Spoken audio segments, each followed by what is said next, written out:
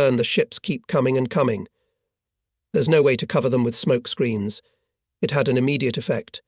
More and more often ships in the sea canal began to fall under artillery fire. We had to press Rear Admiral. Aye. Gren. Ivan Ivanovich, please understand, please, there is no one to put smoke screens anymore. Aviation cannot always in our situation quickly depart. All hope is in your batteries. Push harder.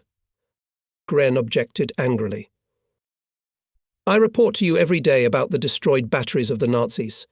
What more is required? But someone is still shooting at our transports.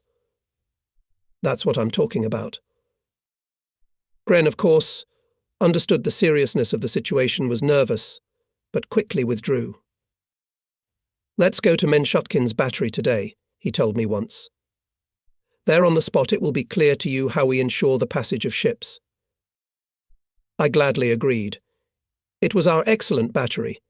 It stood on the northern shore of the bay, in a cosy dacha settlement near Lakta Station, on a railway line specially built by the fleet.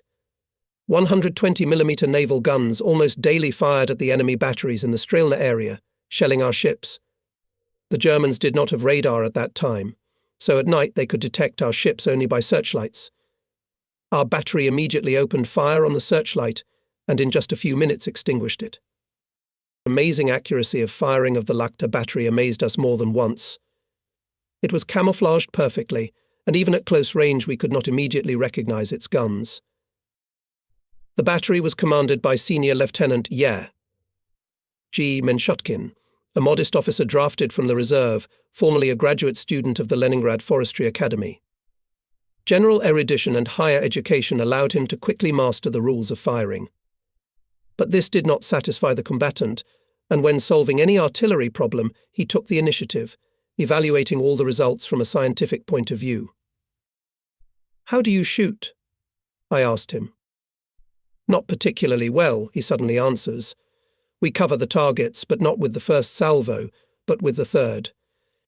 That's great. Inserts Rear Admiral Gren. That's right, but the shells you give us little. All of them on the account, calmly continues the commander. So we decided to hit with the first shot.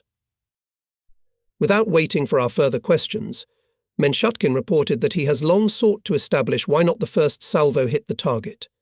Together with his assistants, the commander persistently checked all calculations, but they were correct. The reason was a certain drop in the initial velocity of the projectile due to wear of the barrel channel. Menshutkin had a good command of mathematics and quickly compiled a table of corrections for his guns. This had, of course, a good effect. In the future, the Lakta battery, with few exceptions, covered the target really from the first salvo. About the counter-battery fight in those days talked on the radio and wrote in the newspapers often. But many people had a simplified notion about this fight. We say, shoot at the enemy battery, and it shoots at ours, as if it were an artillery duel. Unfortunately, this is how the counter-battery fight is often written about in our literature, and only the artillerymen know that in reality it is not like that at all. They remember how much persistence, skill and courage was required from the commanders of divisions and batteries, from all the soldiers of gun crews to silence the enemy guns, and thus save the lives of many Leningraders. The counter-battery struggle began on September 4th, as soon as the Nazis began to bombard the city. A special artillery group was created to fight their batteries. It included batteries of the army, fleet and guns of ships. Led this firepower commander of Artillery Front Major General V.P. Sviridov and Chief of Artillery Fleet Rear Admiral I. Gren. First of all, it was necessary to organize a network of correction posts. The first of them appeared on the large building of the Kirov District Council, on the building of the Palace of Soviets, and on the meat packing plant behind the Moskovskaya Zastava, as well as on other tall buildings. However, in Leningrad's fall weather, and from these tall buildings the shell bursts were often not visible. After all, we had to hit individual guns. While the enemy fired just at the huge area of Leningrad, he knew that he would still hit the city and harm it. The Nazi batteries were mostly mobile, often changing their positions. Before shooting at them, it was necessary to determine their exact location. And at first our batteries, opening return fire, sometimes had to fire on the area, that is, on the area where the enemy battery was to be located. But to destroy the fascist guns by this method required a large number of shells. There were times when the fascists would stop firing, and we were just starting. Many times the artillerymen of the army and navy gathered to think together about how to increase the effectiveness of counter-battery warfare. In many ways we were helped then by the most experienced artilleryman of our army, Colonel General, now Chief Marshal of Artillery N. Voronov, who arrived in Leningrad as a representative of the Stavka. Observation of the enemy, detailed analysis of his actions helped our artillerymen to learn to determine quite accurately the so-called duty batteries of the enemy. Methods of instrumental reconnaissance of batteries and their aerial photography were widely used. By the end of 1941 we had already achieved great success.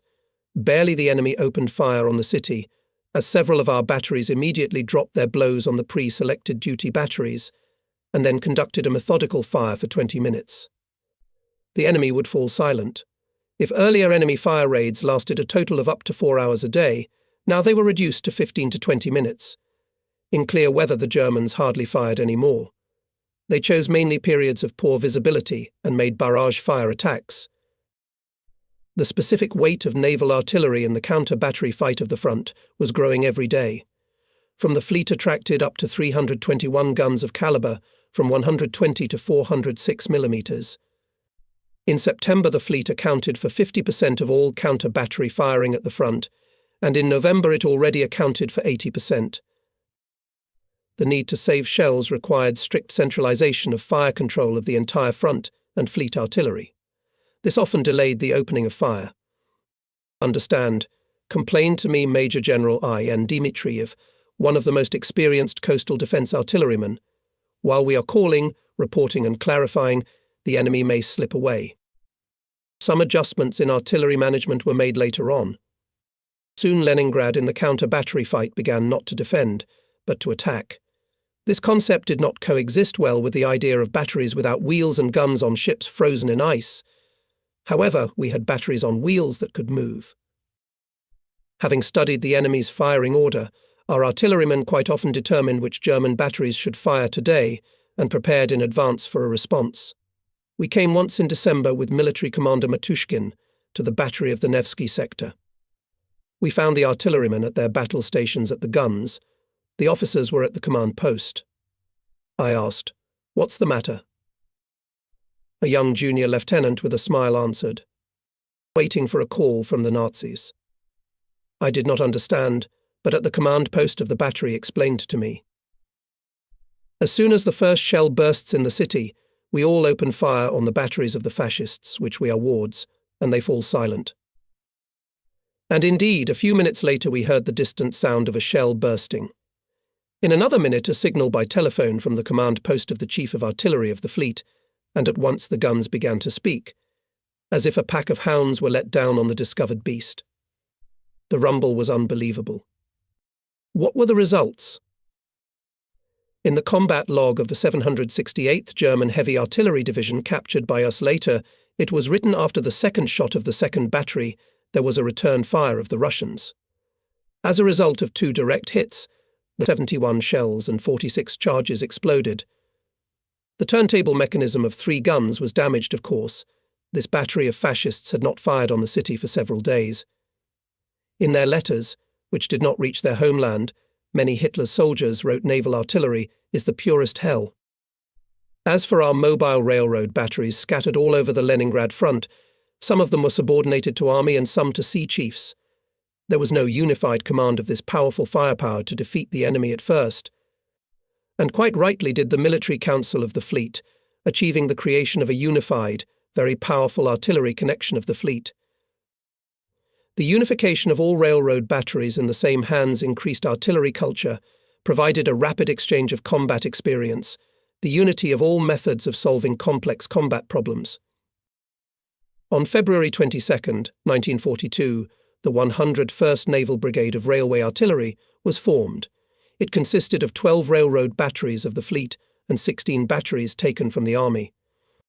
In total, thus, the brigade had 28 railway batteries with guns of 120 to 180 mm caliber, as well as an armoured train Boltiats. Major General I.N. Dmitriev, former commandant of the coastal defense of Hanko, was appointed commander of the brigade. A calm, always judicious artilleryman, he was in love with his brigade, showed a lot of reasonable persistence in its formation, and immediately began active combat operations. The commissar of the brigade was Regimental Commissar G. Yashnikov, who did much to unite the personnel. This new unit became a part of the Leningrad naval base, and soon after its formation I arrived at the headquarters of the brigade, which was located in railroad cars on the outskirts of the city, somewhere behind the Alexander Nevsky Lavra. The wagons had not yet had time to settle down, they were cold and had little light. It was pleasant to meet many artillerymen who had already gained combat experience on Hanko, comrades Kobets, Granin, Tudor, and others. Now, some of them were taking divisions, others were organizing the service of the brigade headquarters. The excellent officer staff of the brigade justified itself in the shortest possible time. I had not seen its commander I.N. Dmitriev for a long time, perhaps since the beginning of the war. He has not changed much. The same businesslike manner, modesty and parsimony in words. The commander immediately began to report to me about his operational intentions. "We must attack the Nazis, not just shoot back," he said with fervour, explaining on the map his plan. The essence of the plan was that a heavy battery in the dark time quickly enters the firing position, makes a powerful fire attack, and just as quickly leaves. In retelling all this is not difficult, but for such firing it is necessary to make a binding of guns in advance, that is, to know their coordinates precisely, to create several railroad firing positions, so that the enemy did not know in advance from which of them the battery would fire. All this had to be done during the day under enemy fire in order to ensure a stealthy night raid. The transporter, with its supply cars and steam locomotive, is a bulky and heavy structure, requiring, above all, good tracks. Special railroad branches were urgently built around the city. Many times the artillerymen of the brigade fired on airfields, railroad junctions and concentrations of enemy troops. The most important point of supply of the 18th German Army was Gatchina Railroad Junction. Here Hitlerites equipped several airfields. Our intelligence closely followed this area. One day it found out that a lot of railroad echelons were piled up at the station. The target was tempting, but our guns could not reach it from the usual positions. The distance exceeded 40 kilometers. Nevertheless, 180mm battery, no, 19, commanded by Major Mesnyankin, was ordered to make a firing raid on the railroad junction. 7 new firing positions were prepared in the area of the meat-packing plant. Transporters were brought here unnoticed by the enemy. At night, shells fell on the enemy station. The attack was so unexpected and powerful that Hitlerites did not manage to steal a single train. Echelons were broken, burned, turned into a mountain of iron. On the 19th Battery, Hitlerites could not make a single shot, as their guns were all the time under the fire of our 2 supporting batteries. Later, having applied the same tactic, our artillerymen destroyed almost all airplanes on the airfields of Gatchina. Quickly shoot off, and escape this was very important.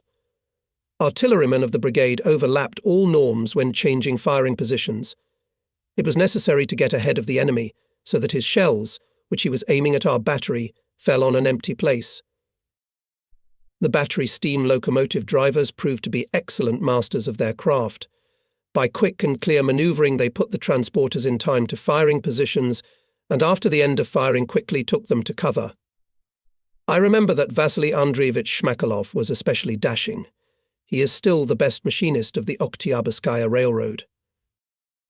Our batteries did not always wait for the enemy to open fire. It happened so that, having established by reconnaissance the location of enemy batteries, our artillerymen concertedly and unexpectedly rained shells on the enemy, destroying their batteries to the ground. This was especially important during the passage of convoys along the canal. A special signal was developed for all the artillery of the Army and Navy. At this signal, all our batteries, armoured trains, ships and forts of the fleet, as well as Army batteries, opened fire. Thus, on the night of January 1st, we congratulated the enemy on the new year of 1942.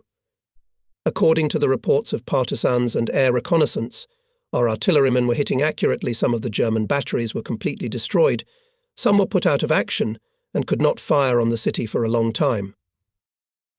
The counter-battery struggle continued until the defeat of the Nazis at Leningrad, and it is difficult to say who here defended and who attacked. The fascist artillery was especially furious from November 3rd to 7, immediately opening a barrage of fire on any ship that poked its nose out of Leningrad or Kronstadt. And no matter how we smoked the fairway, no matter how we smashed fascist batteries, the enemy still managed to sink 3 small transports, a tugboat and 2 barges wiped out by ice. Fortunately, the crews were saved. The ships were travelling without troops. They sank outside the sea canal. The captains had time to take them out of the fairway.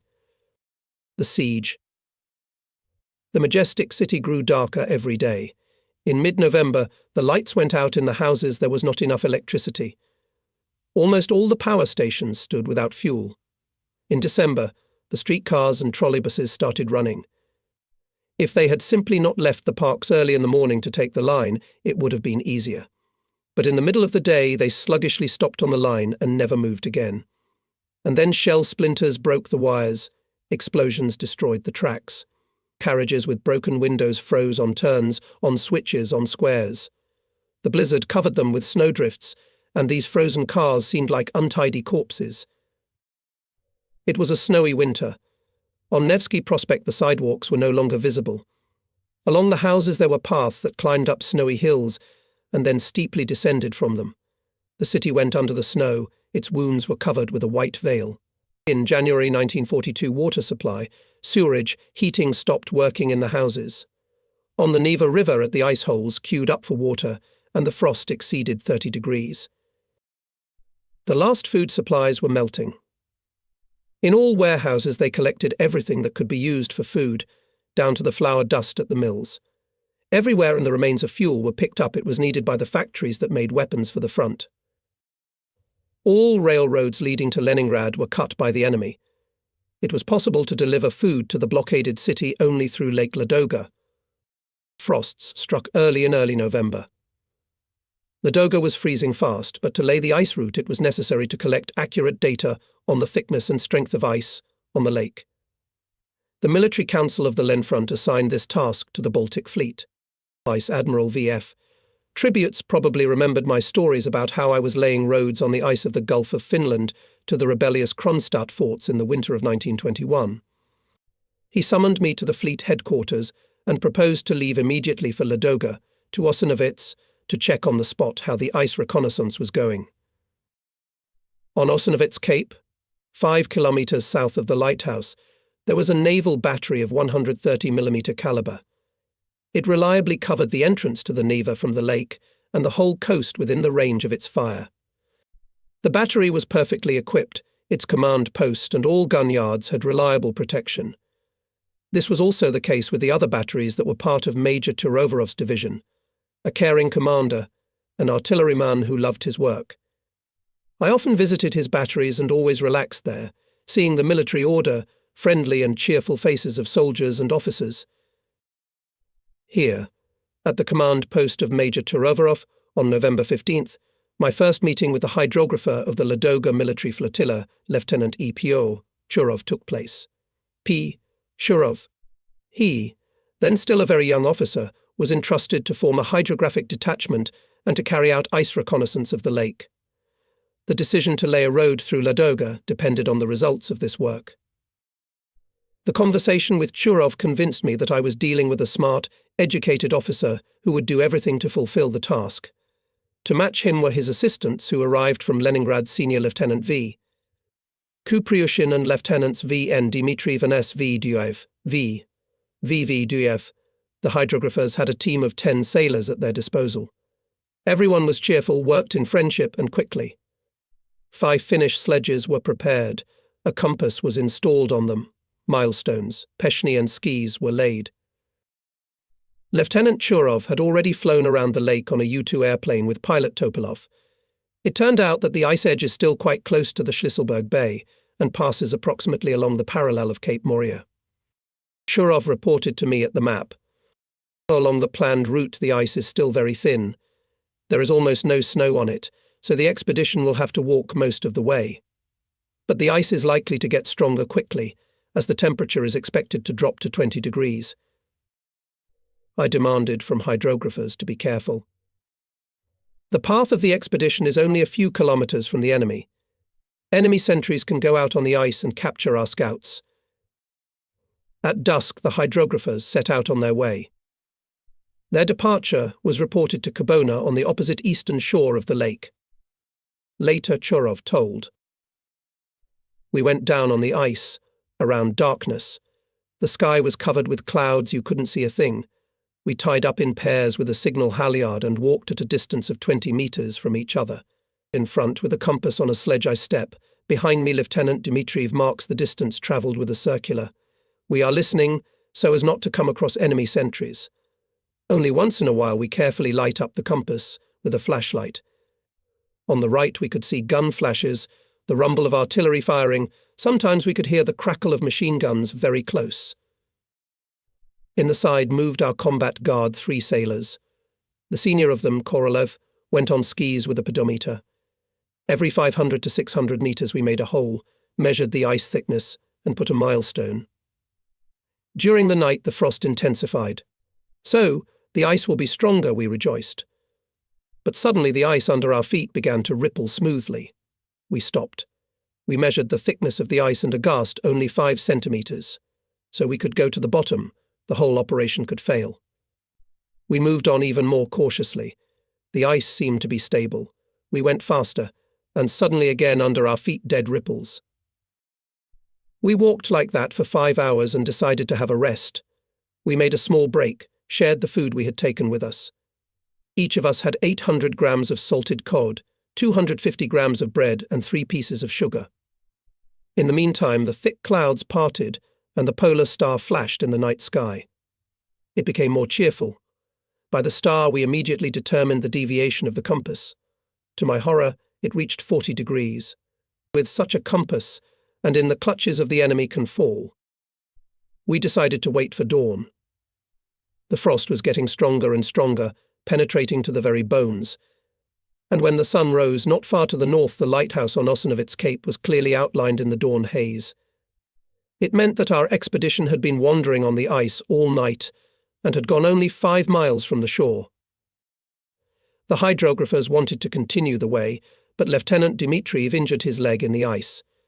They put him on a sledge and turned to the lighthouse. But soon they had to stop. The road was blocked by coastal hummocks. Churov handed over the sledge with all the equipment to the sailors, and he took Dmitriev on his back and carried him 2 kilometers through the hummocks to the dugout on the shore near the lighthouse. Early in the morning we were suddenly informed at the command post that Lieutenant Dmitriev had been taken to the sanitary unit. Which one? What's wrong with him? While we were figuring it out, Churov was gone. Having checked his calculations again and replenished his meager food supplies, he set off again. This time everything turned out safely. By the morning of November 17th, the route through Ladoga was laid. It was marked with milestones and the ice thickness was plotted on a tablet. The next day, in spite of fatigue, our hydrographers carried the first 2 carts with bread from Kobona to the western shore of the lake. So at once they began to equip the route with acetylene lanterns and flashers. After our report on the results of the reconnaissance, the Military Council of the Len Front made a decision to equip a motor road across the lake on November 19th. The work was started immediately. At the same time, the Leningrad Naval Base was forming a skiboat squad for Ladoga Lake. It included 75 sailors. Almost all of them were volunteers, former Leningrad sportsmen sailors. The detachment was headed by a well-known yachtsman, Lieutenant I.I. Smetanin. Its headquarters was located in the village of Kokorivo. 19 boyars arrived to Ladoga when there was still thin but good ice on the lake, and immediately joined the combat work. They carried out patrol and reconnaissance service on the flank, guarded the first carts and convoys on the lake, monitored the ice road, warning the vehicles about large scour holes found on the road.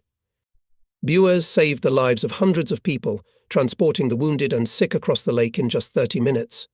They delivered fuel to many cars stuck in snowdrifts. Nazi planes were hunting them, pouring machine gun fire on them. Maneuverability and great speed saved ice-sailing ships easily reached 100 kilometers per hour. At that time, the commanders of buoys E.I. Lotkin, A. Mikhailov, V.K. Koshigin, K. I. Alexandrov and many others distinguished themselves in the fighting. The Bua skiing detachment was subordinated to the head of the ice military automobile road. As soon as the lake was covered with a thick layer of snow, the Buists began to ski, continuing to carry out the service of reconnaissance, watch and protection of the road. Road maintenance regiments, labour battalions, and anti-aircraft batteries took to the ice to cover the road from air raids. Regulators, modest heroines of the Ladoga Highway, took their posts at their ice tents. On the night of November 22nd, in the frost, in a blizzard, the first 60 trucks went from Leningrad to Kobona for food. The ice was cracking under the wheels. Its thickness did not exceed 14 centimetres, but the road of life was in operation. The news travelled all over the city. Now I was no longer asked when we would break the blockade, but more often asked questions: how are things on the road? How does it work? Much has been written about the Ladoga Ice Road, which played such an important role in the heroic defence of Leningrad. But it is a pity that nothing has been said about the first scouts of the lake route, about its pioneers, Baltic hydrographers and drillers. Glorious feats of naval pilots, in particular of the 4th Guards Fighter Aviation Regiment, are poorly reflected in the literature. Covering the road from the air from fascist aviation, our pilots sent more than one enemy bomber under the ice. Marine batteries of Major Turovarov's division, located in the area of Osanovets Cape, reliably guarded the road of life. The population of the city was starving. We had to mobilize all our internal resources, and of course they were still there. At the end of December, I was summoned to the Krunstein Channel by the Chief of the Rear of the Fleet, General M.I. Moskalenko. In his small office, in a building that had once been a Tsarist marine prison, I met the Fleet Aviation Commander, Lieutenant General M.I. Samokin, Vice Admiral V.P. Drozd, Lieutenant General A.B. Eliseev, Rear Admiral I. Gren, and Captain 2nd Rankav Tripolsky, our new commander of the submarine brigade. They argued animatedly. It was about the fact that the Baltic fleet must surrender all surplus food and fuel to the common pot of Leningrad. General Moskalenko put an end to the arguments. We are obliged to help the Leningraders. Talk to your people, figure out what you can give to the city. Looking ahead, I will say that in December the fleet allocated 1,545 tons of flour, 100 tons of fats, 105 tons of sugar, 3,242 tons of various other products, and 3,000 litres of vodka for the needs of the Leningrad population. This was a serious help at the most critical moment. The situation with fuel was also catastrophic. Due to the lack of it, power plants, transport, defence industry enterprises were stopped. Referring to the decision of the Military Council of the Front, Moskalenko said that he would not give more fuel to many ships at all, and some of them would also take away the excess. He counted something with a pencil in his hands, sometimes looked questioningly at Colonel Smorodkin, the head of the fuel department of the front rear, who was standing aside, checked the figures again and announced to whom and what he would give, from whom and how much he would take away. Everyone understood in their hearts that it was pointless to argue about it, but everyone wanted to convince that it was his unit that should definitely add fuel oil, and not take away the latter. When the passions began to cool down a little, I made one last attack. Mitrofan Ivanovich, my ships are on the front line in the upper reaches of the Neva. The icebreaker will not approach them. If no fuel is supplied, the ships will stop firing and freeze. The general interrupted me with his bass voice. Save fuel in everything. Insulate the decks and entrance hatches. Seal the men. Turn off all unnecessary warmers. And you will shoot. Don't talk nonsense. He finished angrily. And Mitrofan Ivanovich was right. We explained to the fleet personnel the necessity of creating a common cauldron under the blockade. And the sailors understood it. Indeed, we had to compact the crews in the rooms, build good vestibules at the entrance doors and hatches. Even the decks were covered with planks. Our mechanical engineers, with Flag Officer Gorokov at the helm, came up with a lot of useful things to save fuel. Groups of ships, in particular, received heat from special heaters. As a result, the fleet allocated to the industry of the city 6,298 tons of fuel oil, 465 tons of solar, and a large amount of gasoline, kerosene and lubricating oils. Yet the Navy was not without fuel. The ships lived and fired. While we were arguing about who should take more and who should take less, our fleet lunch hour came. The meal is served, exactly at noon, the matron girl reported, and the general invited all of us to the dining room. Traditional hospitality in the fleet was preserved throughout the blockade during its hungriest days. Wherever I was, whether on a gunboat, on a cruiser, or on the smallest battery, we were always cordially invited to the table at the usual hour. It was impossible to refuse. The hosts persistently shared with the guest the last piece of bread, the last plate of liquid muddy soup. And what was especially touching, in all wardrooms of ships and in coastal units strictly observed the traditional order of serving the table regardless of the quality and quantity of blockade dishes. Thus, on the cruiser Kirov, at the set time 4 young sailors' messengers in full white uniform arranged on the snow-white tablecloth, with starched napkins the devices of the beautiful Navy service, plates for bread and snacks, stands for knife and fork, faceted decanters with water and large glasses to them, elegant vessels and vases for fruit, sugar bowls and oil cans. Most of these items, understandably, were not needed at all for the blockade dinner, but stood in their place, as they had done for decades. And as always, the ship's senior assistant commander solemnly pronounced, "Comrades, commanders, please come to the table without his invitation." No one sat down to the table and dinner did not begin. This convention reflected the strength of traditions, tightness and organization of the Navy life, even in the harsh conditions of war, even when the alarm at any moment could force people to scatter to battle stations. We went up to the second floor to a small room with a single window overlooking the canal. The general whispered something to the waitress. We realized that the hostess had been asked to make 8 servings out of 4. There were no additional rations for generals or admirals during the blockade. The ration was one for everyone, and yet the table shone with crystal and porcelain, but alas, without contents. A lively conversation continued at the table. Each tried to bargain something else from the rear chief for his compound.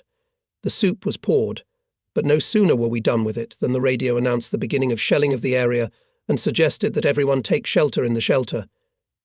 Everyone heard the loud voice of the announcer, the alarm, and behind the wall, the stomping of the feet of hundreds of people going down to the shelter. But no one at the table raised an eyebrow. We went on with our meal. And yet, "Mitrofan Ivanovich, you give me more fuel, VP." Drozd was getting hot. We did not hear the answer. The house shuddered. A heavy shell exploded not far away, somewhere on Labour Square. Then almost immediately there was a huge explosion in the courtyard, and another shell flew into a large apartment house on the canal embankment, right against the room where we were dining. There was the ringing of shattered window panes, the rattle of the bricks of the collapsing building. A cloud of dust rose above it, fringed with flames. Plaster sprinkled on the table in our room. Shards of glass flew at us. A lamp flew from the ceiling. We jumped up, shaking off the dust and shards. At that moment, the rear military commander MS Rodionov rushed into the room in a work uniform and with a gas mask on his side. Always calm and affable, this time he seemed to be burning with the fire of the fire, and even at the door excitedly but clearly said, "Comrades, admirals and generals." What an outrage. After all, the alarm was announced.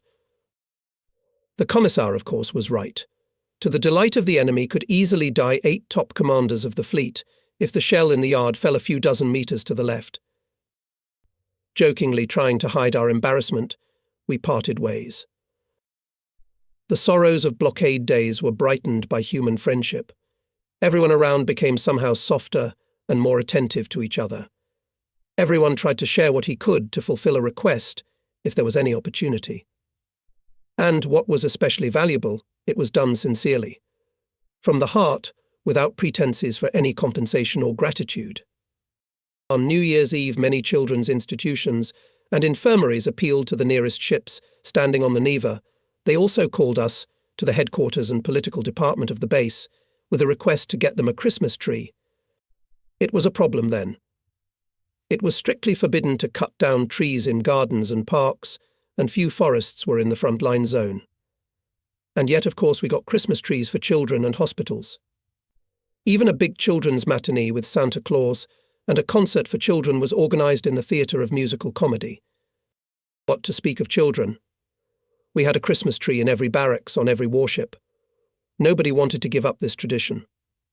New Year's concerts took place everywhere. Ship commanders congratulated their men with the new year.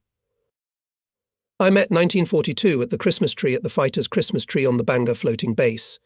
Musical comedy artists gave us a wonderful concert. Exactly at 00:00 on January 1st, all ships of the detachment gave a powerful salvo from all guns on fascist troops of the front line.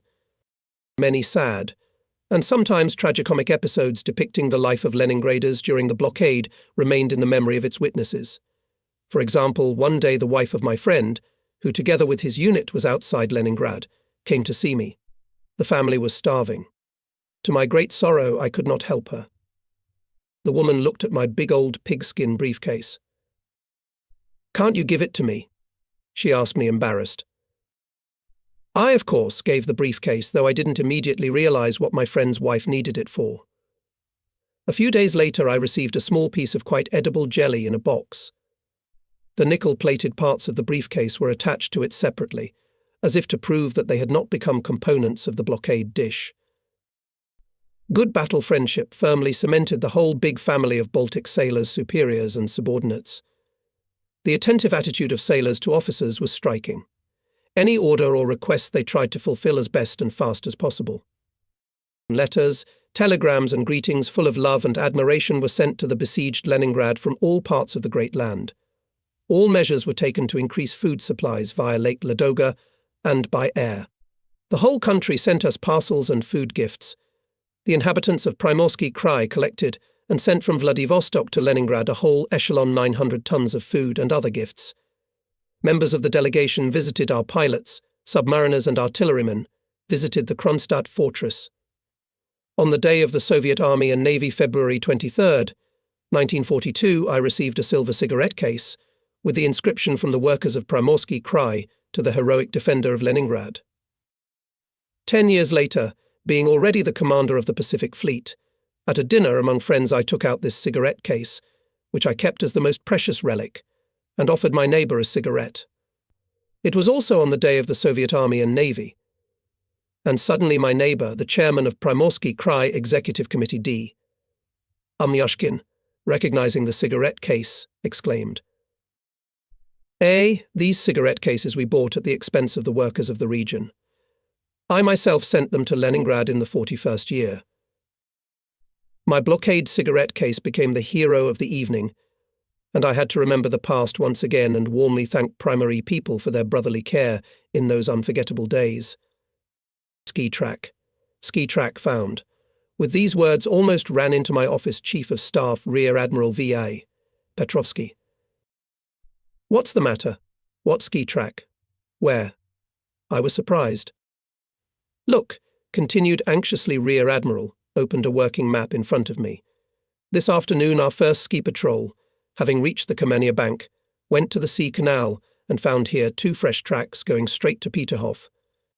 It is quite obvious that the enemy scouts were approaching the canal. There was something to think about. Only a week ago, on November 13th, the Nevskaya Bay was covered with ice. There was almost no snow on it, only slightly powdered, and the Nazis were already on skis. With the freezing of the bay, a new front was formed, an ice front. Its length was not less than 50 kilometers. Its defense, of course, required special forces and means. Already on the second day after the Neva and the bay became frozen, the Military Council of the Lenfront made a decision to create a special organization, the internal defense of the city. It included detachments of the city militia, fire brigades, rifle work brigades, as well as parts of the Leningrad naval base, in total up to 37,000 fighters. The city was divided into 6 sectors of defense. The entire ice strip adjacent directly to the city was included in the 7th sector. For its defense were responsible troops of the inner defense of the city, including ships and parts of the naval base.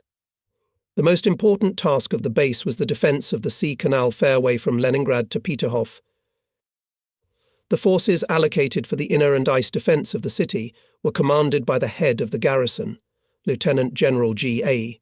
Stepanov, an experienced border guard and an excellent organizer. I was appointed his deputy in the marine part.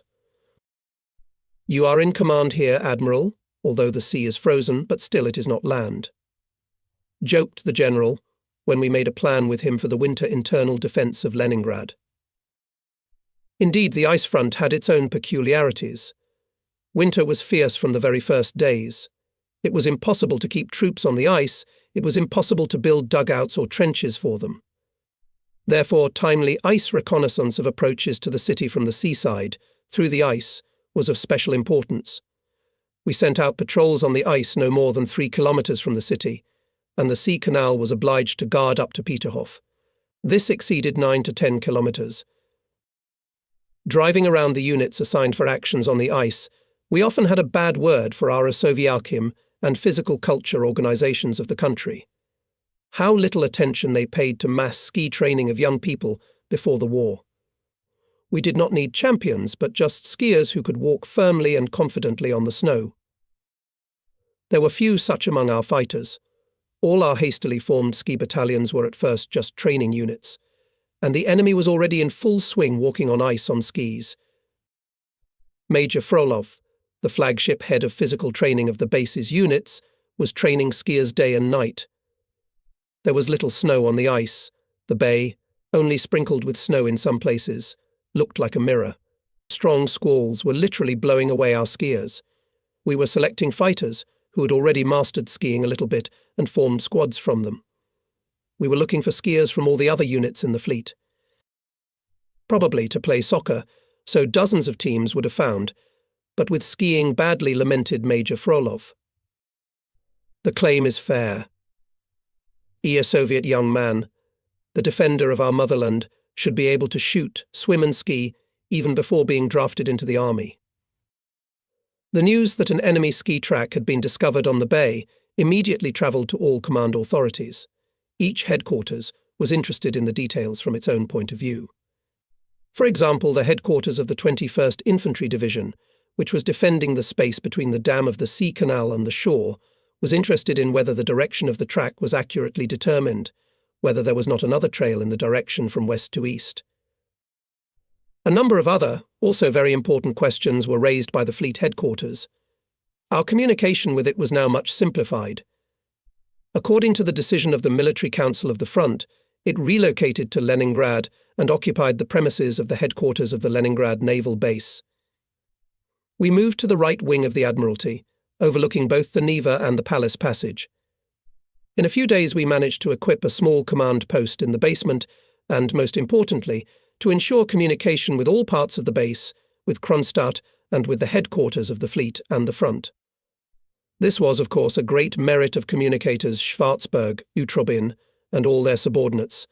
It was not so easy to do it in 4 or 5 days. Yuri Alexandrovich, was the track itself sharply visible? Wasn't the snow crumpled all around? And how close was it to the canal? After all, the enemy is not in vain looking at the frozen canal. Interrogated on the phone Chief of Staff of the Fleet Yif Rawl. For a detailed questioning of our sentries were called to the headquarters. We did not learn any special details from them. The fierce cold, pitch darkness, the wind does not give a move, all dragged to the side. They reported in unison. Well, it's clear I interrupt the fighters, but still, what did you see around the track in the snow? Both skiers were on such a patrol, and in such a situation for the first time in their lives, and to their embarrassment they did not see the details we needed. Continuous observation of the canal along its entire length was still beyond our power at that time. And here, in the most difficult period for skiers, before the establishment of a dense snow cover on the whole ice, we were firmly helped by sports buoys. Nobody thought that these ice yachts could serve as a combat service. One squad of 18 Bieres was part of the base's water area protection forces. Another squad of 19 Bieres was part of the Air Defence Corps. Buoys could carry hand machine guns, but we were especially satisfied with their high speed, which exceeded, as I have already said, 100 kilometers per hour. This made them invulnerable to the enemy.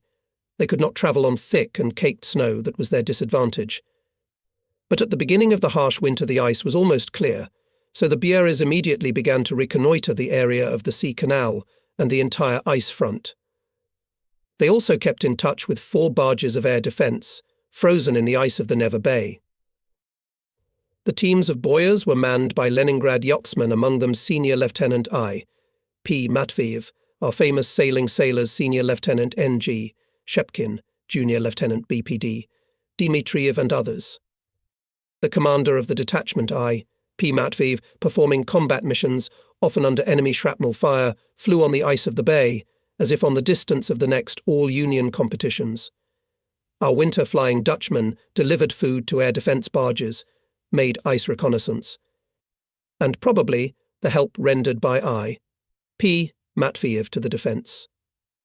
P. Matviev to the defence of the bay was the greatest achievement in his great sporting life. Other sportsmen buyers, petty officers of the first Article A. N. Matskevich and MMA Sorochenkov also acted bravely.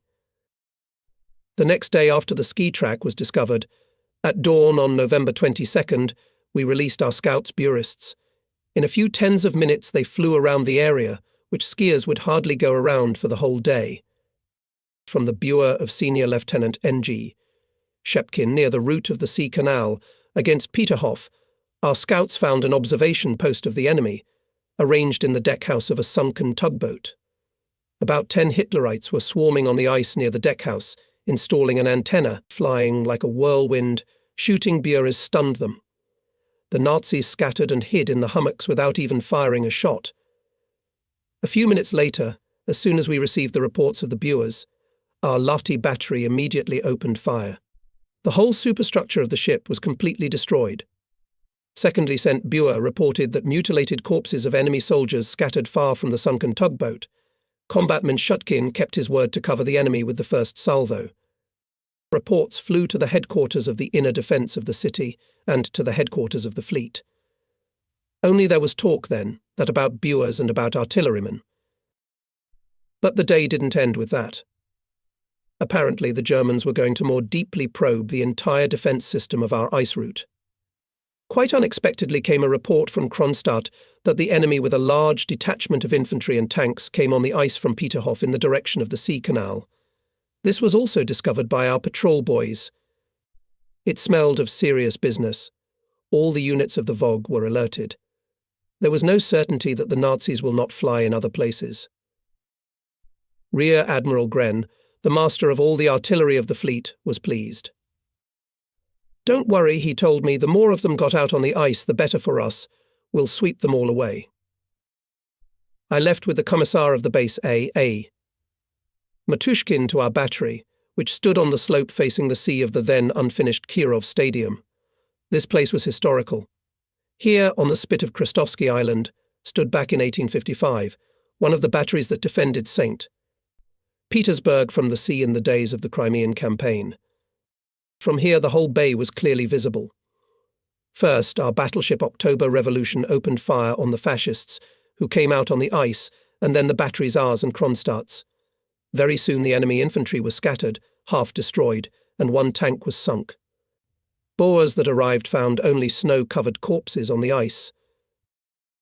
This was the first artillery examination of our winter defences. Artillery of the naval base played a huge role in the winter defence of the city. The whole ice field of the bay was shot from Leningrad and Kronstadt by 200 guns of the most different calibre, from small to 400 3mm. The fire was strictly planned in a very complex system of interaction, for the fleet's guns were not only for the ice section. They were needed for all other sectors of the defence of Leningrad. But the ice front was given a lot of help. Thus, the 2nd Air Defence Corps allocated us 12 anti-aircraft batteries for action on the ice. In addition, 3 divisions of 85mm anti-aircraft guns were deployed for the same purpose in the western part of the city, closer to the coastline on Krestovsky Island, on Vasilyevsky Island and on the Petrograd side. It was a great force, and it seemed to us that there was no way for the enemy to approach the city through the ice through such a veil of fire. I cannot help recalling one very original artillery rationalization. We of course understood that mobile artillery in defence is of great importance, but where to get it? And so our sailor artillerymen mounted 45mm guns on sleds and easily dragged them behind them by hand. This made 8 beautiful self-propelled batteries. This witty invention helped us in the defence of the frozen bay. The snowfalls that had begun threatened to spoil the Boer road. We accelerated the preparation of the ski detachment. On November 23rd, sent out patrols of skiers did not find any traces of the enemy, but we were not sure that the Nazis did not get to the canal. Meanwhile, on the next day by the canal, under the conduct of 2 icebreakers, was to come to Leningrad detachment of warships with troops. Should we take the risk or refuse to use the canal at all in the first days of winter? But there was still a lot of ships and operational cargoes to be brought to Leningrad, and the transfer of troops from Hanko was to be completed. It was technically impossible to trawl the canal through the ice beforehand. We realized that the enemy could put mines in the canal, dropping them into the holes punched in the ice. These holes were quickly covered with snow. We had to learn how to find them. Of course, our skiers did not grasp this new wisdom of ice warfare at once. They decided not to delay the ships. On November 24th, the icebreaker Volynets left Kronstadt at nightfall, followed by the icebreaker October with the leader Leningrad in tow. Then came the minesweeper Ural and transport Pyataletka, both with the troops of the Hanko garrison. The detachment consisted of very valuable warships, and most importantly, had on board not 1,000 soldiers and commanders. Several batteries of the base were ready to immediately open fire on enemy batteries if they tried to fire on our ships. Time stretches languidly and tediously. The enemy is suspiciously silent and does not even illuminate the caravans going in the ice. The Chief of Artillery, Rear Admiral II. Gren calls me from his command post. Where are our ships? Will we open fire on the enemy? Ships, according to the calculation of time, apparently are approaching the traverse of Peterhof. They are silent, so everything is going normally, I answer, but I myself, and all the commanders at the base command center at this moment, is bad at heart. We request our observation post in the head of the dike of the Sea Canal. He also sees and hears nothing. The atmosphere at the command post is tense. Everyone is talking almost in a whisper. What's the matter? Where are the ships? And then, around 9 p.m., the phone rings. The observation post reports that in the sea clearly heard an explosion. Did you check? Maybe it's the Nazis opened artillery fire on the ships. No. A few minutes later they report 2 more explosions in the same direction, but not so strong. And the ships are silent, so they're coming. Again we ask the post, is the enemy not shining no light? Again languid minutes stretch. Fleet Chief of Staff Rear Admiral YF roll calls, suggests whether it is not exploded mines. And from the observation post the answers are the same, we do not see anything. Only at about 22:00 the petty officer excitedly reported we hear some muffled murmurs and as if ice cracking, but nothing is still visible. And at last, joyful news, the lead icebreaker Volynets appeared. It turned out that a mine exploded near the icebreaker in the area of Kamenia Bank, which is against Peterhof, and 8 minutes later 2 more. The mines were apparently either of the river type or simply army land mines. They caused only minor shrapnel damage to the ship. But the fact in itself was alarming. It became clear that the enemy had decided to mine the Sea Canal. We immediately increased the number of patrols on the ice. The Kronstadt men did the same. It was the only possible then, but far from reliable countermeasure. At night in a blizzard it was, of course, difficult to notice the Germans coming out on the ice in white coats, even at the closest distance. In a blizzard I can't even see my partner in 2 or 3 steps, complained the fighters. We could not, of course, set up night patrols along the whole canal. As part of the Leningrad naval base there was also a detachment of icebreakers. It included all the line icebreakers that were in the Baltic at the beginning of the war, including the grandfather of the icebreaker fleet Ermak. All personnel of icebreakers on mobilization remained on their ships. We only supplemented the crews with artillery crews, as well as added signallers and radio operators. Thus, the icebreakers became very strong artillery ships. The crews were diverse in age. On the decks of the ships one could meet an elderly machinist who had served on an icebreaker for a dozen years, and an ageless sailor in his 2nd year of service. But the first fight with the air enemy, and with its ground batteries, united people into a friendly fighting team.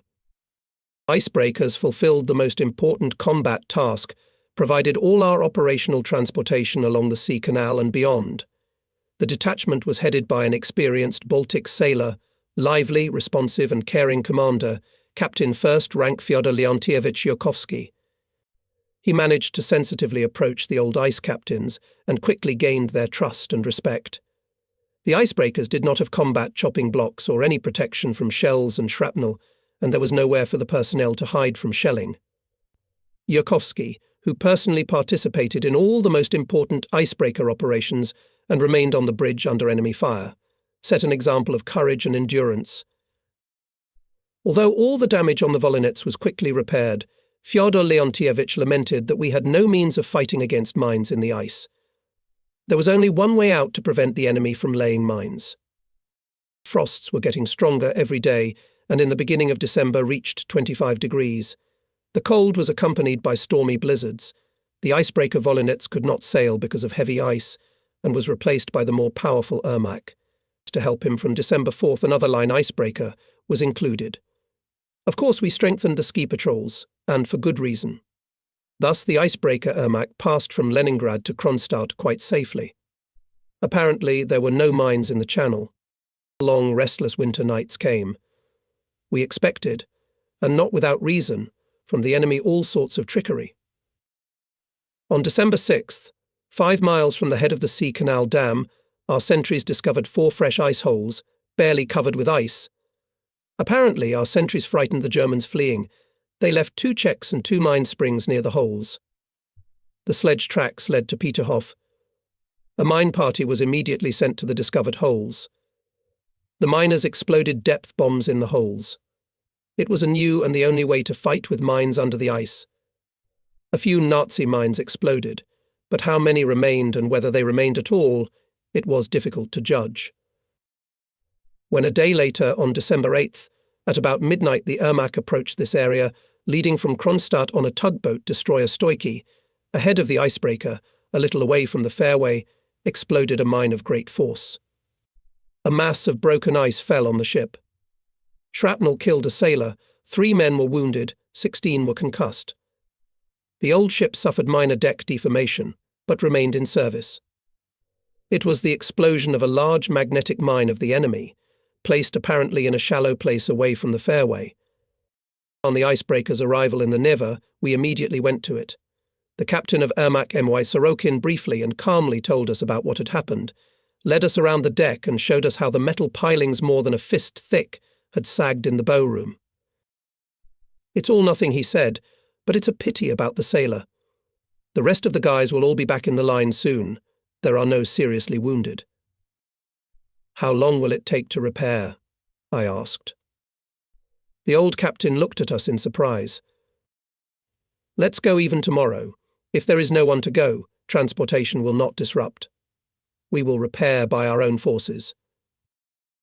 And indeed, the friendly and experienced crew quickly repaired all the damage, and in a few days Ermak again went to Kronstadt for ships. Reinforcement of our watch service apparently confused the enemy's calculations. The holes began to be detected far from the fairway. Hitlerites on the ice were obviously nervous, hurried and put mines wherever they could.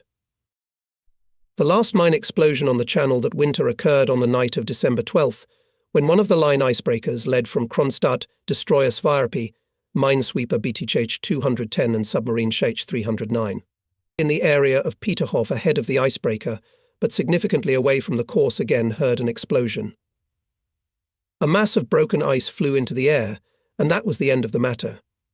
However, the enemy continued his attempts to mine the fairway until the ice was opened.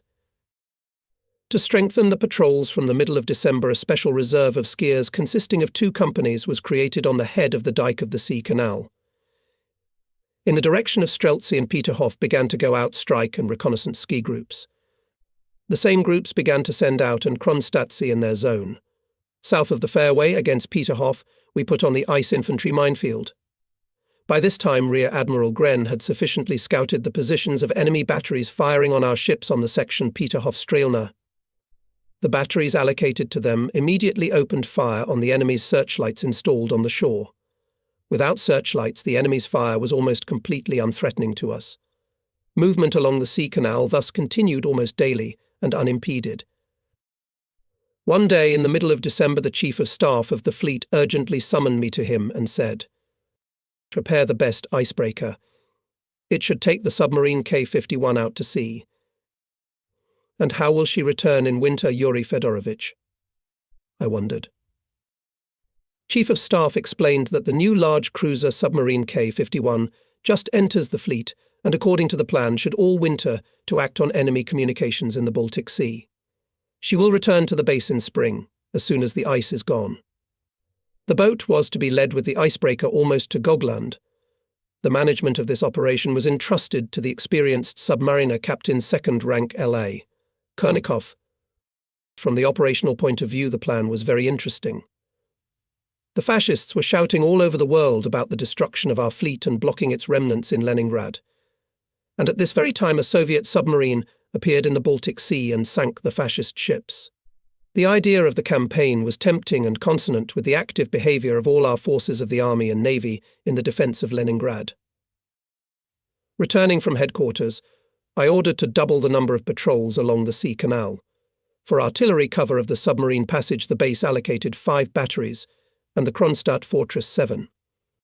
On December 18th, we saw off the icebreaker, and with it the submarine cruiser. The ice in the channel was very heavy, the ships went slowly, and only by 6 o'clock in the morning came to the traverse of Peterhof. The enemy illuminated them with the beams of his 6 searchlights and opened an intense artillery fire, but our batteries silenced the Germans quickly. 3 small caliber shells still hit the icebreaker, did not cause it any serious damage, and the submarine cruiser was not even touched. There were no explosions of ships on mines. The initiative in the struggle for the channel clearly passed into our hands.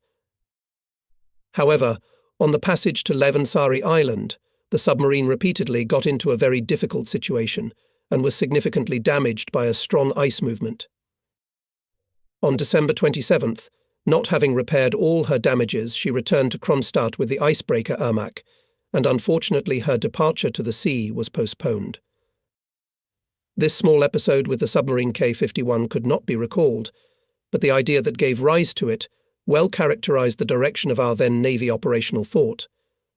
The Baltic fleet, by formal geographical factors, was as if in a blockade, but the Baltic were always looking for a chance to damage the enemy at sea, and like the troops of the Leningrad front, kept the offensive initiative in their hands.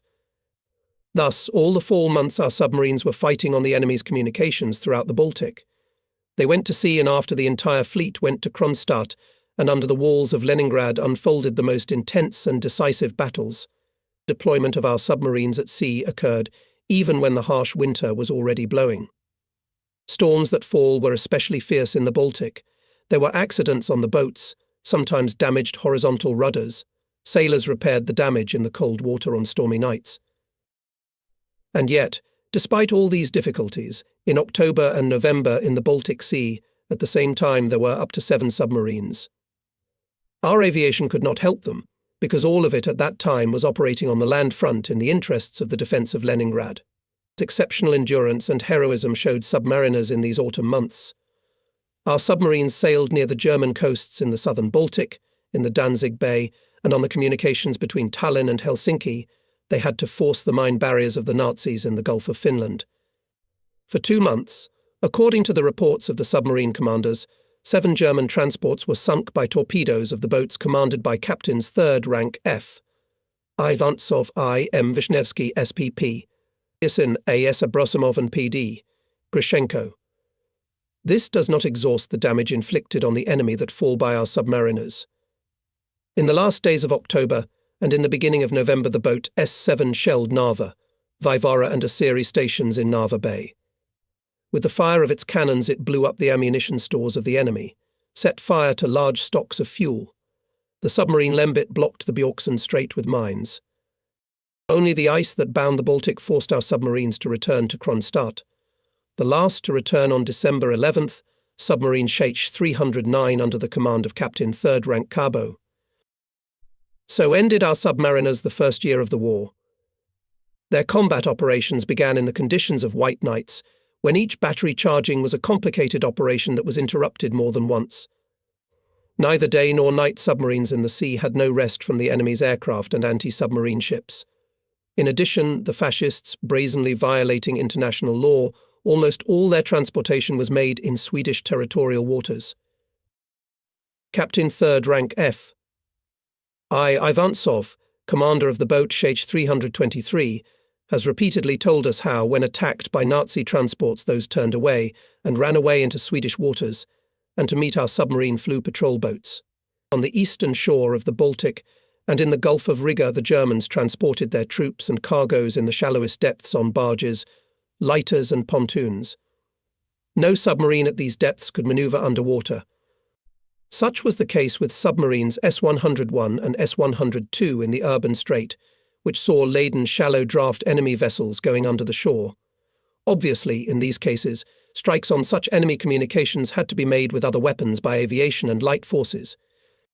We understood it well, but our abandonment of naval bases and airfields in the Baltic and in the Gulf of Riga prevented this possibility. The actions of our submarines could have been more effective, but everything around was unfolding quite differently from what was planned, as it was supposed to be, and it was happening, as they say, quite the opposite. And yet our submarines in 1941 sunk, according to the reports of commanders. One submarine and 10 transports with military cargoes and troops put up about 100 mines barriers, on which the German ships were blown up. The enemy's freedom of navigation in the Baltic was sharply violated. Our submarines forced him to go in convoys with guards. All this complicated the transitions, slowed down the turnover of vehicles of Hitler's fleet, our transportation through the Sea Canal, and any movement of ships in the ice ended by the new year. During November and December 1941, more than 40 ship detachments passed from Kronstadt to Leningrad. They transported for the front more than 22,000 soldiers, 128 guns, 28 tanks, and a lot of ammunition. At the same time, 14615 soldiers, 44 tanks and 22 guns, as well as many thousands of tons of ammunition, food, fuel and other cargoes, were transported from Leningrad to Oranienbaum for the Primorsky operational group of troops. At the same time, there were only 3 cases of explosions on mines of icebreakers, by the way, not out of service. Significant thickening of the ice cover in the Neva Bay posed a new threat to us. The enemy could now go out on the ice, not only with infantry, but also with tanks and artillery to ensure their mine-laying and even to break into the city. This possibility was not excluded, although it became more and more difficult for the Germans to approach the canal undetected. We considerably strengthened the protection of the canal by sentries. Our skiers more than 16 times during the winter, with the fire of automatic rifles, drove away the Germans who were climbing to the canal. Many times it came to hand fighting in the dark. Killed and wounded were on both sides. Hitlerites began to go out on the ice by detachments of 25 to 30 people, probing the whole system of our ice defense. During the winter we had almost no quiet night. It happened, just lie down at the command post to take a Napa phone call. They report from the post on the ice you can hear machine gun fire. At once you wouldn't know whether it was a company or a regiment, or maybe it was an attack on the city. It was like no sleep at all. There's an alarm on the ice front, and so almost every night. Of course, with Ice Age, the possibilities of penetration of fascist spies and saboteurs into the city increased. Our patrols were warned about it. One frosty night in the strongest snowstorm, our watch, headed by Petty Officer Ponomarev, was returning from the bay. In the darkness, the sentries came across several fascist spies who were sneaking from Leningrad. A short firefight ensued. One of the spies immediately fell. Our fighters were unharmed. They immediately searched the dead man and found very important documents with him, which helped to speed up the disclosure of the spy's nest in Leningrad. Unfortunately, darkness and snowstorm did not allow to specify the number of spies. Their traces on the ice were immediately covered with snow. Hitlerites tracked our sentries in every possible way, arranging ambushes in ice hummocks. 2 of our fighters, A. Epikin and N. Vikrov, ran into such an ambush. Although there were more than 10 Germans, the sailors joined the fight, fired to the last cartridge, threw grenades, and when the ammunition ran out, they used knives. The support sent from the dam found the corpses of our soldiers at dawn. Soviet sailors gave their lives not cheaply. Around them lay several Nazi corpses. As soon as the enemy detected the slightest movement of our sentries on the ice or on the dike of the sea canal, his artillery immediately opened fire, with shrapnel mainly from the area of Strelna and Peterhof. It happened that our ski squad had already taken cover behind the dam, and the Nazis were still firing at the empty, silent ice field for another 10 to 15 minutes. During almost the whole winter the Germans often, and for a long time, shelled our battery No. 3 on the southern wall of the head of the Sea Canal Dam and the area where the skiers' dugouts were located. The indiscriminate firing did not bring us much damage, but once, on January 13th, Lieutenant General A.B. Elisiv, commandant of the Kronstadt fortress, anxiously informed me by telephone that the Germans, consisting of at least 2 companies with guns, had just come out on the ice, apparently from Peterhof. We dispersed them with the fire of batteries. Probably they will come to you too, take measures, warned the general. There's another alarm on the ice front. We deployed additional ski reserves along the canal. From above, incessant phone calls, what's new? How are things? What do you hear? Look, do not miss as if on purpose. All these days raged blizzard. In 2 steps could not see anything. And on January 15th, our reconnaissance found a significant concentration of fascist infantry near the shore near Strelna. Railway 120mm battery from Lachta immediately opened fire. Hitlerites were scattered, good half of them remained on the ice. The accumulation of enemy infantry on the shore, at the end of January near Sestroretsk, was also dispersed by the fire of the Kronstadt artillery. The nights were long, there was very little daylight, and frequent blizzards impaired visibility. This increased the tension. In different places on the shore here and there, reinforced enemy detachments with machine guns came out on the ice, but as soon as we detected them, they immediately hid towards the northern or southern shore of the Neva Bay, leaving dead and wounded on the ice. On March 8th, we received another nervous call from Kronstadt. We had received information about an allegedly large offensive across the ice to Leningrad.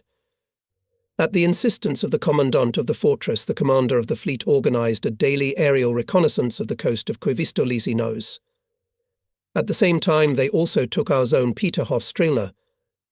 The pilots flew honestly but found no one. Went there and our reconnaissance ski squads, but with the same results.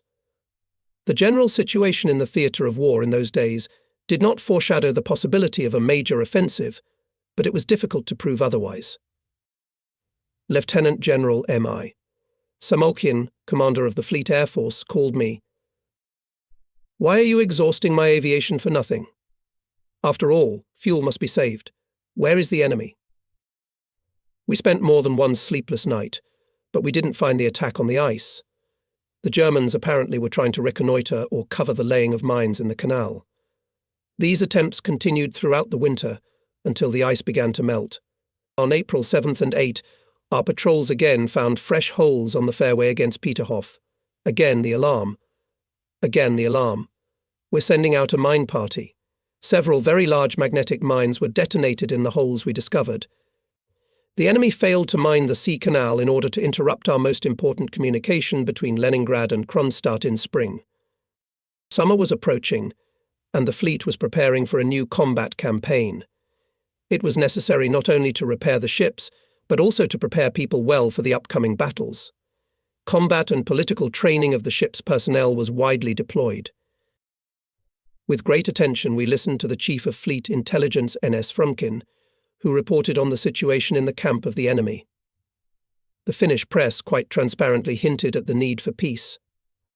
Moreover, the Finns even threatened Hitler with a separate peace if they were not given help with troops and food. And this after only 6 months of war.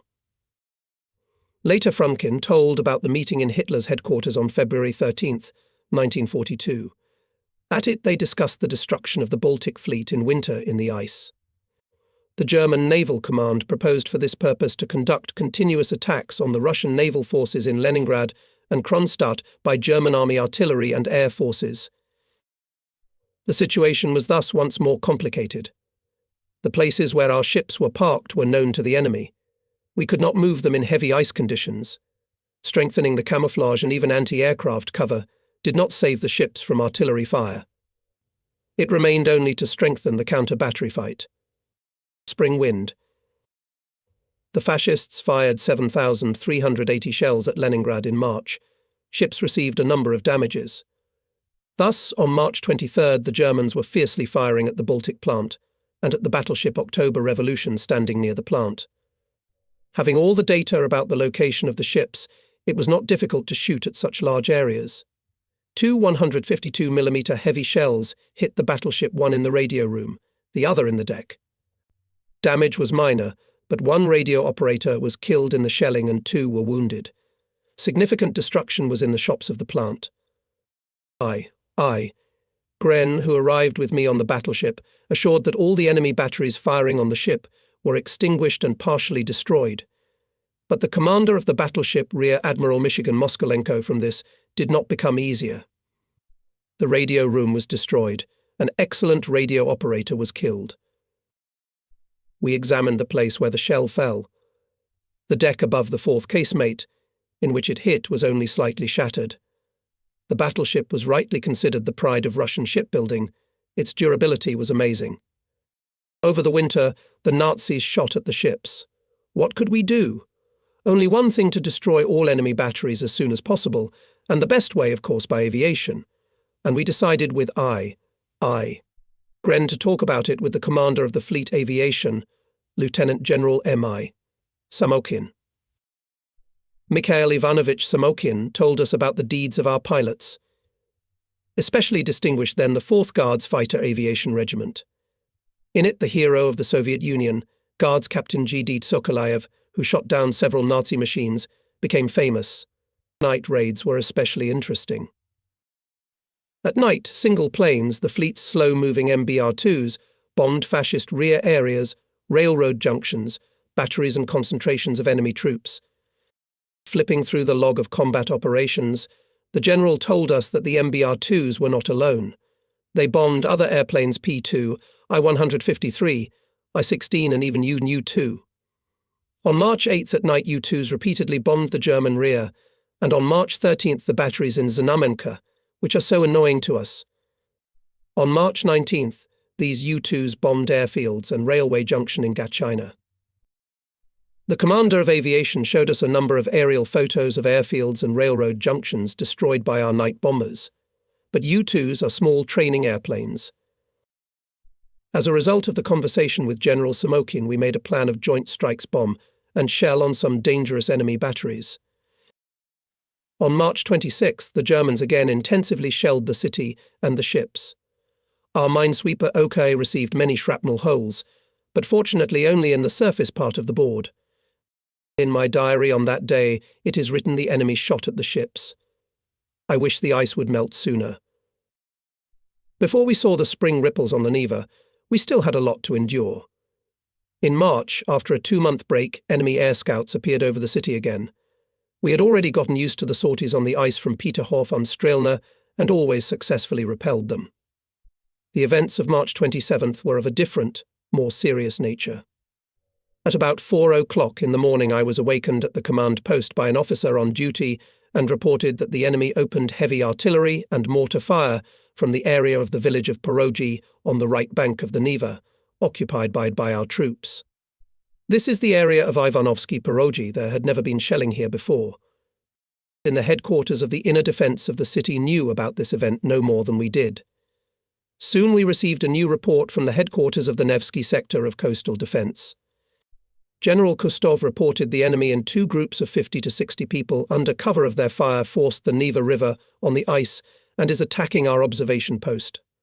Measures have been taken. The base commissar and I immediately left for the scene. On the way, I thought how good it was that according to the winter defense plan, the whole Neva was divided into combat areas, headed by the commanders of the formations deployed there. Major General Kostov, an experienced Baltic artilleryman, was the head of this area. The closer to the area of the village of Porogi, the machine gun and mortar firing becomes more and more clear and sharp. The night is dark. We are quickly rushing along the snow-covered highway, but suddenly the firing stopped. Not to get in the clutches of the fascists, flashed a thought. The car turned off the highway, and we were already in the area of the sector headquarters. We were met by the Chief of Staff, Colonel Potemin. He calmly reported that all the attacks were repulsed. The enemy was in flight and hid on the left bank of the Neva. Our losses are not great. 6 sailors were wounded, and 2 machine guns were put out of action. How do you explain such insignificant losses? I was interested. The fascists were let down by their intelligence, I think. They counted on complete surprise and suddenness of their actions, and it turned out differently on the alert to the area of the sortie. Immediately, on cars arrived armed marine teams. Batteries opened fire on the ice of the Neva. Hitlerites did not expect such organized resistance, were demoralized and fled. Tell me, Colonel, how do you regard this sortie at all? I inquired. Potamin revived. Of course, it was a deep combat reconnaissance of the entire system of winter defense of Leningrad on its eastern side. Chief of Staff was right. If the reconnaissance was successful, it would certainly be followed by an attempt to force the Neva more significant forces. In this case, the enemy could cut off the city from Ladoga, completely close the ring of blockade. An attempt to break through to the city from this side, essentially from the rear, was not excluded. It was remembered that our and Kronstadt scouts have repeatedly detected the concentration of enemy infantry on the ice in the area of Sestrorodsk, Strelna and Peterhof. Again, the enemy's attempt to take us by surprise was thwarted. With a sense of deep satisfaction, we returned to Leningrad, reported to the Chief of Staff of the fleet about the night events. YF Rawl offered to review once again our plans for winter defense in the most vulnerable places in the areas of the trade port, Lisiego Nos and the village of Perogi on the Neva. In the following days, events escalated. At dawn on March 29th, the Germans began a frenzied bombardment of the area of Rozhevka Station, our batteries near the Ivanovsky Perogi, and the scientific and testing naval test site. Several heavy guns mounted there served as a strong artillery cover for Leningrad from the eastern side. But that was not the main thing. In the workshops and laboratories of the range, hundreds of women were filling and equipping shells and mines with explosives. The range was filled to the brim with explosives. We repeatedly checked the safety equipment there and all the rather complicated firefighting devices. Many workshops were surrounded by high earthen ramparts to extinguish the blast wave in case of an accident. And yet a fire at the range promised a lot of trouble. The range was part of the Leningrad naval base, commanded by an old, experienced Baltic artilleryman, Lieutenant General I. Esmoshnov. At about 6 a.m., he informed me by telephone that such a heavy bombardment of the area had never happened before. The shells are still falling with flights. I played the battle alarm. All the people were taken to shelters, reported the general. In his voice he sounded anxiety for his household and for hundreds of people. A few minutes later, the telephone connection with the range was interrupted. The base's chief of communications, Schwarzberg, quickly contacted a number of military and civilian institutions in the vicinity of the firing range. From there they reported that there were incredible explosions in the vicinity of the Orzhevka station. This, of course, are exploding our warehouses at the range, we decided at the command post, and again rushed to the eastern sector of defence. The Chief of Staff was ordered to send there all the fire departments and ambulances of the base. At the crossroads, a slight delay. A few trucks with fighters are allowed to pass. Is it really again the reflection of the landing across the Neva? Another turn, and in front of us stood a huge glow, and soon flames and columns of smoke became visible. The rumble of our batteries, which opened fire, merged with the close bursts of enemy shells. In this familiar artillery symphony, periodically burst into this familiar to us long rumblings of some formidable explosions. The highway is strewn with burnt planks. We could not approach the station Orzhevka. The hot incandescent air smelled of some suffocating gas. Smoke covered everything. We had to go back and approach the polygon by a roundabout way from the side of Vsevolozhskaya station. Fortunately, I could see that nothing was burning at the landfill. Small fires were liquidated in time, but many of the one-story buildings of the range are destroyed. The wounded are being brought to the sanitary unit. There are many of them, apparently several dozens. 3 soldiers killed. One 356mm gun was put out of action by enemy shells. All the evil, it turns out, was coming from here. A train with ammunition for the front had arrived at Rajevka station from Lake Ladoga the day before. The train was not unloaded at once, and when the Germans started shelling, some of the cars were blown up by shells. Neighbouring wagons also began to blow up. It was impossible to come closer than a kilometre to the exploding train because of the heat and shell fragments, car parts and blocks of frozen ground flying in all directions. It seemed that the ground was burning underfoot. At a distance of 2 kilometres around, the roofs of all the houses were blown off, windows were broken, and doors were torn off. On the pine trees of the nearby forest we found wagon wheels, pieces of locomotive parts. 20 fires in the nearest village merged into one general ominous sea of fire. All the station buildings were in flames. Almost all the fire departments of the town came to the scene, and the troops were also called in. There was no water in the local water supply system, which made the fight against the fire more difficult. The soldiers who arrived at the fire showed miracles of bravery. Many wagons were rolled back manually, saving the ammunition so necessary for the front. The whole day was fighting with fire, and only by evening the fires were extinguished. There were many dead and wounded. Hundreds of people were left homeless. It was hard on the soul when we, with the Commissar A.A. Matushkin, returned to the headquarters. The thought was drilling my head could not immediately upon the arrival of the train with ammunition to disperse the cars. All the more it was necessary to start unloading the wagons immediately. A hard lesson. The first blockade spring brought us many more unhappy events. Trying to destroy our ships while they were standing in the ice, the Germans undertook new air raids. We had to endure a serious test on April 4th. Already in the morning shells were bursting in the city, fires broke out in some places. Our batteries answered, the cannonade was growing. This time the enemy poured all the fire on the Neva, in the areas where the ships were parked.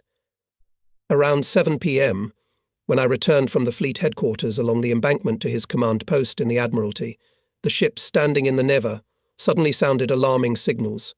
All the powerful loudspeakers on the crossroads of Vasilyevsky Island at once boomed air alarm.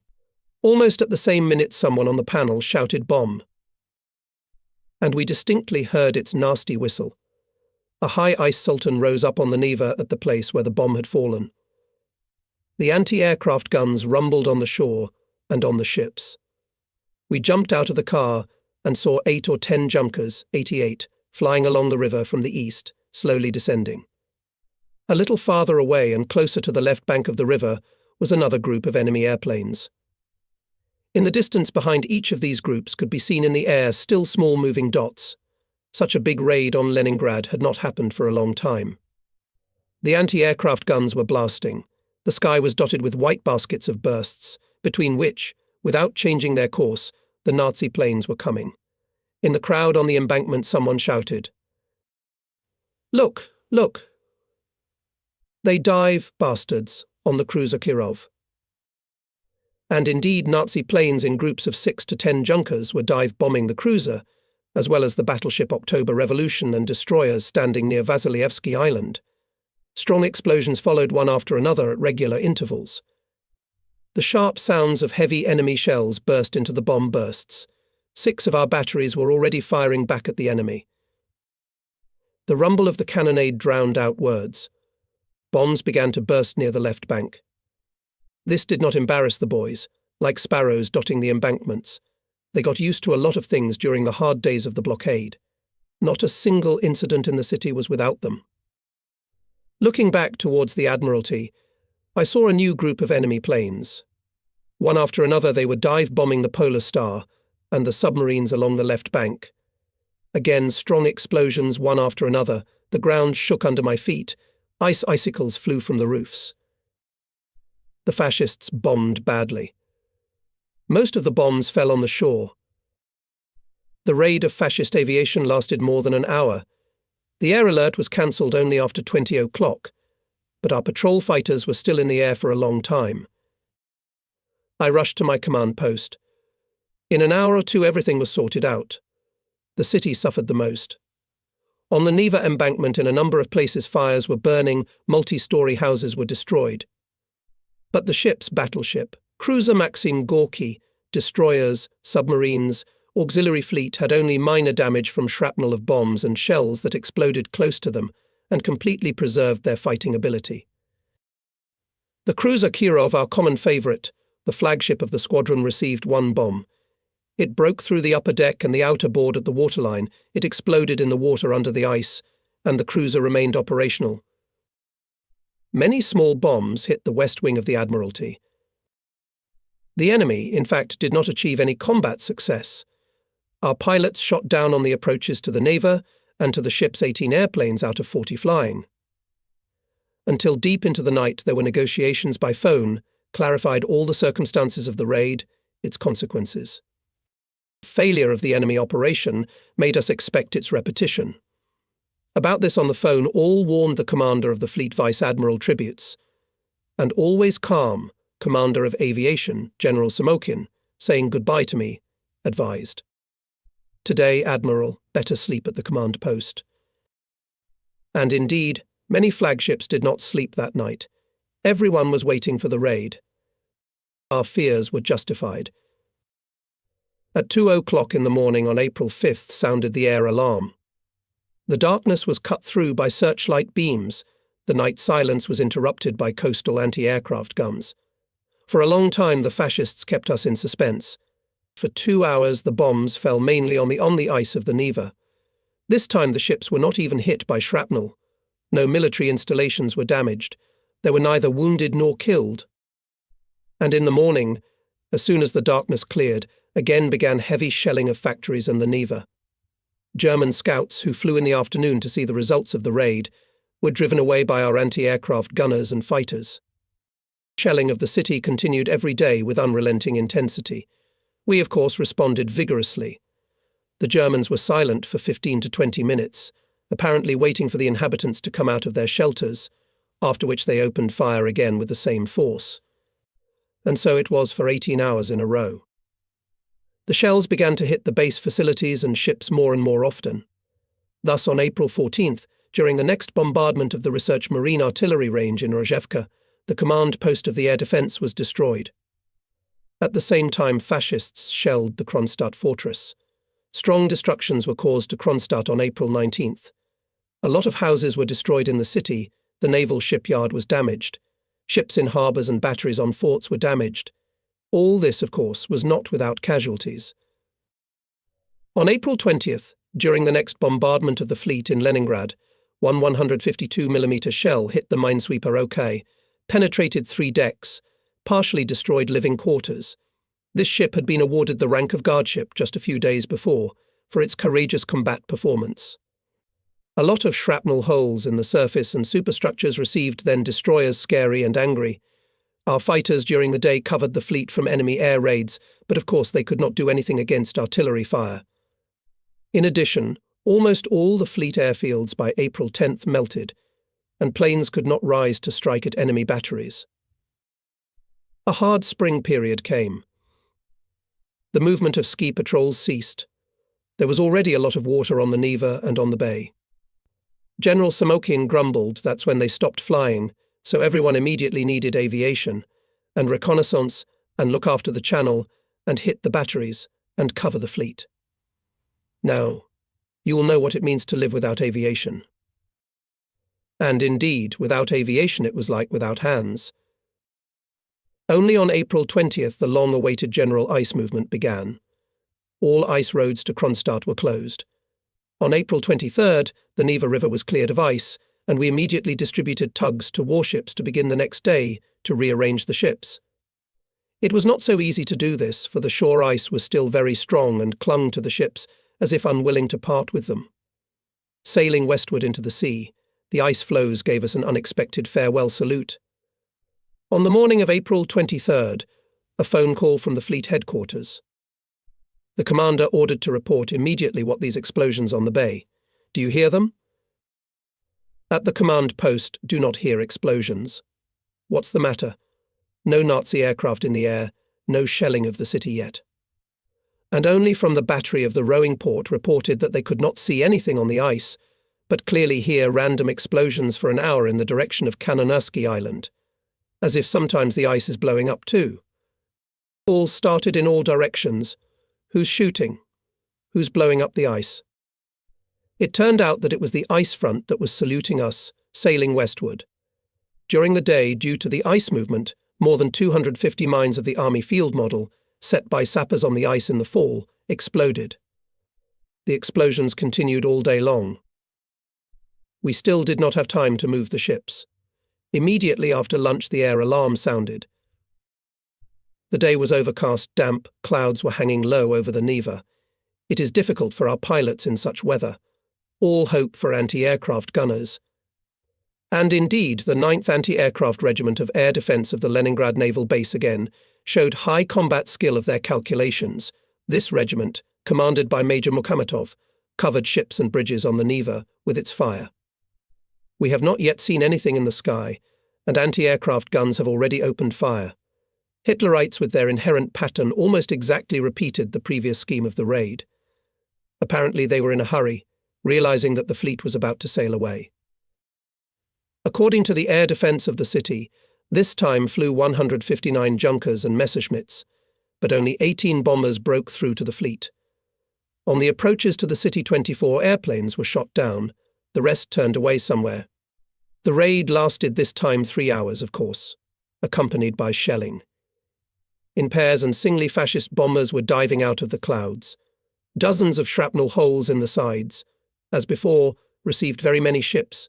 There were killed and wounded. The commander of the cruiser Maxim Gorky, Captain First Rank and Petrov, told after the raid that near the ship burst 15 bombs and 100 heavy shells. After counted 300 shrapnel holes. 4 sailors were killed, 8 were wounded. Again, our guard's minesweeper OK was unlucky. This time 3 203mm shells hit the ship.